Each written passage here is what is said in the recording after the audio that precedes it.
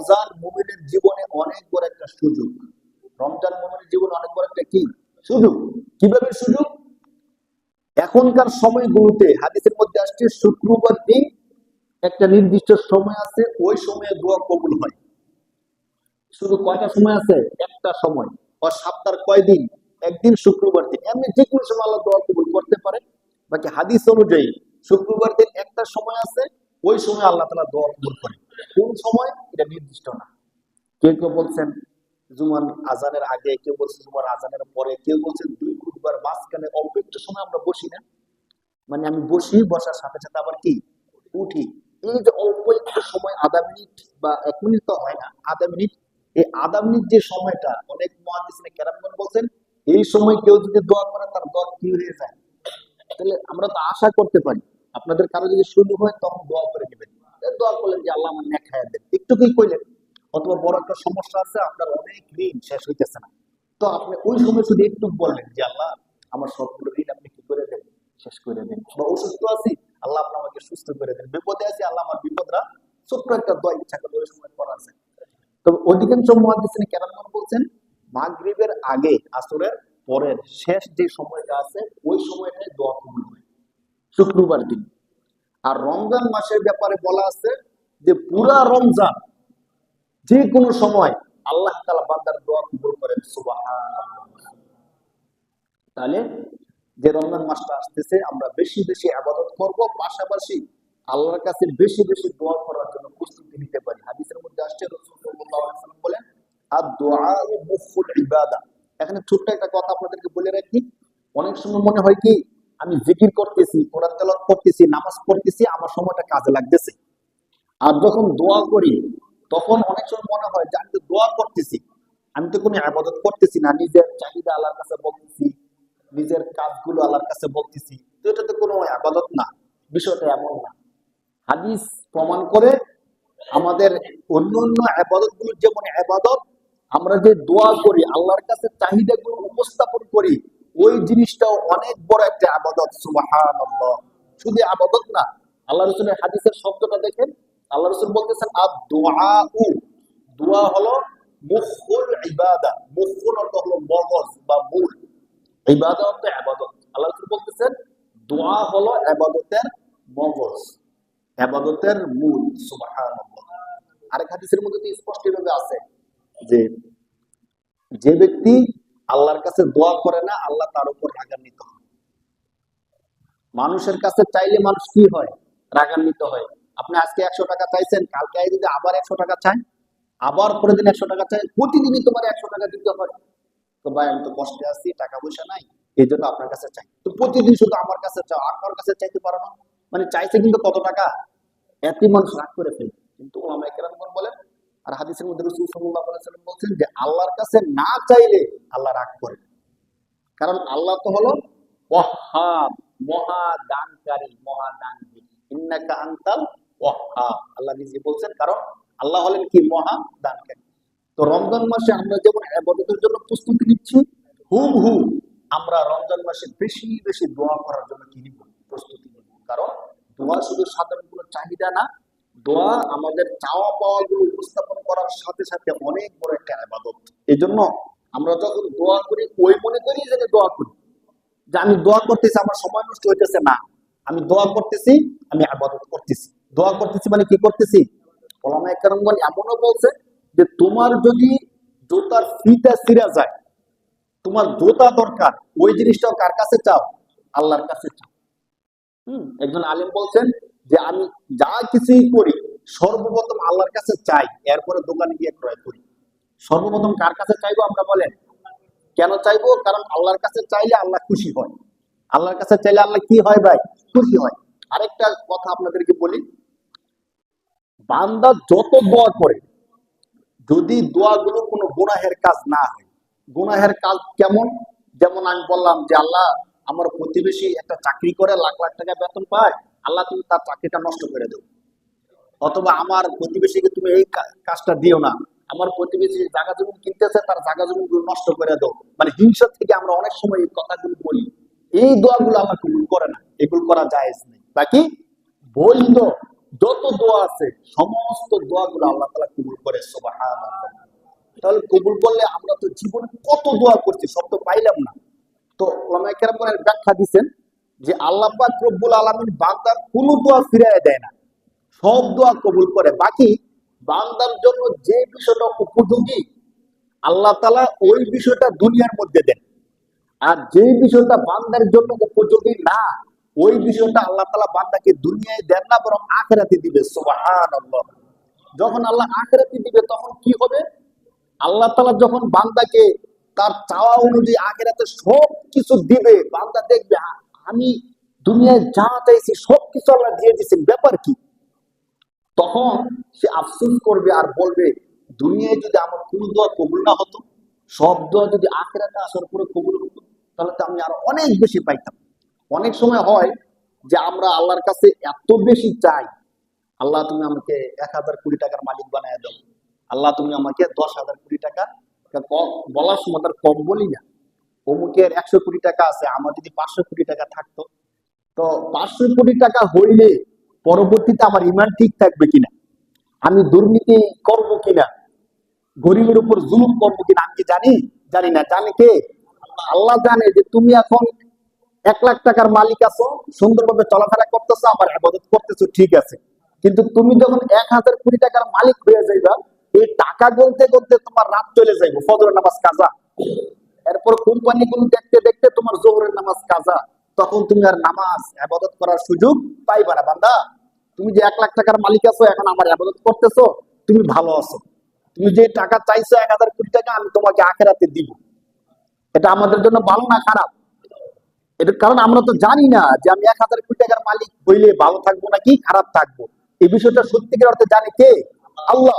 তো আল্লাহ কিভাবে দিবে দেখেন, শুধু 1,000 কোটি টাকা না, আমরা যে আল্লাহর কাছে দোয়া করি যে আল্লাহ আপনি আমাদেরকে জান্নাতের মালিক বানায় দেন, আল্লাহুম্মা ইন্না নাসআলুকাল জান্নাতা ওয়া নাউযু বিকা মিনান নার। আমরা দোয়া করি কি করি না বলেন? প্রত্যেকটা দোয়ার মধ্যে আপনারা এই দোয়াটা রাখবেন, প্রত্যেকটা দোয়ার মধ্যে আল্লাহুম্মা ইন্না নাসআলুকাল জান্নাতা ওয়া নাউযু বিকা মিনান নার।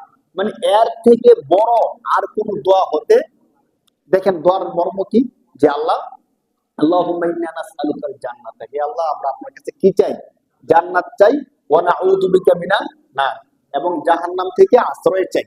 এখন ধরেন একদম ছোট্ট থেকে নিয়ে মৃত্যু পর্যন্ত যত দোয়া করছেন সব দোয়ার মধ্যে এই দোয়াটা একবার রাখছেন। এখন আপনার সব দোয়ার মধ্যে আল্লাহ তাআলা একটা দোয়া কবুল করছিলেন কোন একদিন, ধরেন কদরের রাত্রিতে বা শবে বরাতে আপনি দোয়া করতেছিলেন, দোয়ার মধ্যে এই দোয়াটাও ছিল, ওই দোয়ার মধ্যে যা বলছেন সব কবুল হয়েছে। তো সব কবুল হলে তো এই দোয়াটাও কি হয়েছে? কবুল হয়েছে। এখন আপনার যদি দোয়া কবুল হয়ে গেছে যে আল্লাহ আপনাকে জান্নাতের মালিক বানিয়ে দিয়েছেন, জাহান্নাম থেকে বাঁচাই দিয়েছেন, আমাদের জন্য আর কোনো চিন্তা আছে বলেন? জান্নাতের মালিক বানিয়ে দিলে হাদিসের মধ্যে আসছে, আল্লাহ রাসূল সাল্লাল্লাহু আলাইহি সাল্লাম বলেন যে জান্নাত আল্লাহ তাআলা যে তৈরি করছেন, জান্নাতের প্রতিটা ইট হবে স্বর্ণের তৈরি। সুবহানাল্লাহ। জান্নাতের প্রতিটা ইট কিসের তৈরি ভাই? যদি দুনিয়ার ইটগুলোকে ওজন দেন, একটা ইট যদি কমসে কম 1 কেজি হয়, তাহলে একটা ইট হবে 1 কেজি স্বর্ণ। কয় কেজি স্বর্ণ ভাই? 1 কেজি স্বর্ণ হলে এর মূল্য কত আসে? তাহলে আমরা যে দোয়া করছিলাম আল্লাহ আপনি আমাকে 1,000 কোটি টাকার মালিক বানায় দেন, তাহলে একটা বিল্ডিং এর মধ্যে কত হাজার ইট লাগে রাজমিস্ত্রি যদি আমরা হিসাব নেই, তাহলে এত হাজার ইট হইলে কত টাকা মূল্য হয়? 10,000 কোটি নাকি আরো অনেক বেশি হয়ে যায়। আল্লাহ রাসূল যে বলছেন হাদিসের মধ্যে যে জান্নাতের ইট গুলো হবে স্বর্ণের, কথা কি সত্য না মিথ্যা? সত্য। আল্লাহ রাসূল যখন সত্য, আল্লাহ যখন সত্য, জান্নাত যখন সত্য, তখন জান্নাতের প্রতিটা ইট হবে স্বর্ণের তৈরি, এই কথাও 100% সত্য। তাহলে একটা জান্নাতের একটা ঘর পাইলে আমি কত হাজার কোটি টাকার মালিক হব, কত লক্ষ কোটি টাকার মালিক হয়ে যাব। তাহলে আল্লাহ যদি আমাদেরকে দুনিয়াতে আমরা যেটা চাই সবকিছু নাও দেয়, আখিরাতে যদি আল্লাহ আমাকে জান্নাত দিয়ে দেয়, তাহলে আমাদের আর কোনো চিন্তা নাই। সুবহানাল্লাহ। এই জন্য আমরা যখনই দোয়া করব, দোয়ার মধ্যে একটা দোয়া রাখতে পারি, আল্লাহুম্মা ইন্না নাসআলুকাল জান্নাতা ওয়া নাউযু বিকা মিনান নার। যদি আরবি না পারি, অন্তত বাংলা এভাবে বলবো যে আল্লাহ আমরা আপনার কাছে জান্নাত চাই, জাহান্নাম থেকে আশ্রয় চাই। বলেন, আমরা আপনার কাছে জান্নাত চাই, জাহান্নাম থেকে। এই কথাটা কি বলতে অনেক কষ্ট হবে বা অনেক সময় লাগবে? ভাই সব দোয়ার মধ্যে একবার করে কথাটা বলে ফেলি, কারণ গোনা তো আমরা সবাই করি, করি কিনা ভাই? কম বেশি মিথ্যা কথা, গোনা সবকিছু হয়। যদি গুনাহের কারণে ধরা খাইয়া যায়, আমাদের আর কোন উপায় আছে বলেন? কবরের মধ্যে কত বছর কষ্ট পাইতে হবে, কোনো শেষ নাই। দুনিয়ার মধ্যে যদি একটা ব্যক্তি 24 ঘন্টা কষ্ট পায়, মানে তার ধরেন শরীরের ব্যথা কষ্ট অনেকগুলো রোগ, 24 ঘন্টা সে শুধু কান্নাকাটি করে, তাহলে তার সময় কত বছর? সর্বোচ্চ 60 থেকে 70 বছর। আর অসুস্থ মানুষ বেশি দিন বাঁচেও না, মারা যায় কিছুদিন পরে। তো যদি সে বাঁচে এবং 24 ঘন্টা কষ্ট পায়, 60 বছর অথবা 70 বছর। আর এই কবরের মধ্যে ওলামায়ে কেরামগণ বলছেন সর্বশেষ যে কবরে যাবে সে অন্তত কমপক্ষে 40,000 বছর থাকতে হবে। তো 40,000 বছর যদি কবরে এই সাপে কামড়ায়, বিচ্ছু কামড়ায়, জাহান্নামের ফেরেশতারা শাস্তি দেয়, এর কি কোনো শেষ আছে বলেন? 40,000 বছর বাদ দেন না, 1,000 বছর শাস্তি দিলে তো অবস্থা অনেক গরম হয়ে যাবে না? এই জন্য ভাই আপনাদের কাছে আমার এবং আমার নিজের প্রতি একটা উপদেশ হলো, সব সময় যেন দোয়ার মধ্যে আমরা এই কথাটা বলি, আল্লাহুম্মা ইন্না নাসআলুকাল জান্নাতা ওয়া নাউযু বিকা মিনান নার। ফজর নামাজের পরে আমরা একটা দোয়া বলি না? আল্লাহুম্মা আজিরনি মিনান নার, আল্লাহুম্মা আজিরনি মিনান নার, আল্লাহুম্মা আজিরনি মিনান নার। একই অর্থ আসে। আল্লাহুম্মা, হে আল্লাহ, আজিরনি, আপনি আমাকে মুক্তি দেন, মিনান নার, জাহান্নাম থেকে। তো জাহান্নাম থেকে মুক্তি দিলে কোথায় দিবেন? জান্নাতে দিবেন। কথা একই হবে আর কি। এর জন্য আমরা এই দোয়াটা করতে পারি, আল্লাহুম্মা আজিরনি, অথবা আল্লাহুম্মা আজিরনা মিনান নার। যদি বলি আল্লাহুম্মা আজিরনি, তখন অর্থ হবে আল্লাহ আমাকে মুক্তি দেন। আর যদি বলি আল্লাহুম্মা আজিরনা, তখন আমাদেরকে মুক্তি দেন। হাদিসের মধ্যে আসছে আল্লাহ রাসূল বলেন, নিজের জন্য একা না বলে সবাইকে নিয়ে বলাটা উত্তম। কারণ আমি বললাম আল্লাহ আমাকে মাফ করেন, এই কথা না বলে আল্লাহ আমাদেরকে মাফ করেন, আল্লাহ রাসূল বলেন এই কথাটা কি উত্তম। আমরা চেষ্টা করব সবাইকে নিয়ে দোয়া করার জন্য, আল্লাহ আপনি আমাদের সবাইকে ক্ষমা করে দেন, সবাইকে জান্নাতের মালিক বানায় দেন। তো সবাইকে জান্নাতের মালিক বানায় দেন এই কথা বললে আল্লাহ একজনকে যদি জান্নাত দিয়ে দেন, তার সাথে সাথে আমাদেরকে কি দিয়ে দিবেন? জান্নাত দিয়ে দেবেন। যেন আমরা অনেক সময় বলি যে আল্লাহ আমরা যারা হাত তুলছি, আপনি আমাদের সবাইকে আবার একসাথে জান্নাতে যাওয়ার কি করে দিন, সুযোগ করে দিন। কেন বলি দেখেন ভাই, আমরা দুনিয়ার মধ্যে হিংসা বিদ্বেষ মারামারি কাটাকাটি করি, ঠিক আছে, কিন্তু মায়া মহব্বত কিন্তু আছে, আছে না? যদি মায়া না থাকতো, আমরাই মারামারি করি, আবার আমাদের মধ্যে একজন মারা গেল তার জন্য কান্দে কে? আমরাই কান্দি না বলেন? তার জানাজায় যায় কে? আমরাই যাই। তার কবরে কে ছোঁয়ায়, কে নামায়? আমরাই নামাই। তো এই আমাদের মধ্যেই যদি একজন ভাই মৃত্যুর পরে ধরেন দেখলাম যে আমাদের মধ্যে একজন ব্যক্তি জান্নাতে যাইতেছে, আরেকজন ভাই জাহান্নামে যাইতেছে, জিনিসটা অনেক কষ্টের না বলেন? অনেক কষ্টের। এই জন্য দোয়া করার সময় আমরা সবার জন্য দোয়া করবো। এই আলোচনাটা কেন করতেছিলাম? রমজান মাস আসতেছে সামনে। কোন মাস আসতেছে ভাই? রমজান মাস, গোনা মুক্তির মাস, ইবাদতের মাস, দোয়া কবুলের মাস। এই জন্য আমরা এখন থেকে মানসিকভাবে প্রস্তুতি নেই যে ওই মাসে আমরা অনেক বেশি বেশি ইবাদত করব এবং অনেক বেশি বেশি দোয়া করব, নিজেকে পরিশুদ্ধি করব, আল্লাহর কাছে ক্ষমা চাইব, বেশি বেশি ইস্তেগফার করতে পারবো। আস্তাগফিরুল্লাহ রাব্বি মিন কুল্লি যামবিন ওয়া আতুবু ইলাইহি লা হাওলা ওয়ালা কুওয়াতা ইল্লা বিল্লাহিল আলিয়্যিল আযীম। আস্তাগফিরুল্লাহ, আল ইস্তিগফার অর্থ ক্ষমা চাও। আস্তাগফিরুল্লাহ, হে আল্লাহ আমি আপনার কাছে ক্ষমা চাইতেছি। আস্তাগফিরুল্লাহ রাব্বি, হে আমার রব, রব্বুন রব্বি, হে আমার রব আমি আপনার কাছে কি চাইতেছি? ক্ষমা চাইতেছি। আস্তাগফিরুল্লাহ রাব্বি, কিসের থেকে ক্ষমা চাইতেছি? মিন কুল্লি যামবিন, কুল্লুন মানে হলো সকল, সকল, যামবুন মানে হলো গুনাহ, সকল গুনাহ থেকে ক্ষমা চাইতেছি। আস্তাগফিরুল্লাহ রাব্বি মিন কুল্লি যামবিন ওয়া আতুবু ইলাইহি, এবং আমি আপনার কাছে ফিরে আসব অথবা আপনার কাছে আমি তওবা করতেছি। আমরা অর্থটা খেয়াল করে আমরা যদি একটু বলি, অর্থ না খেয়াল করলে কি হয় জানেন?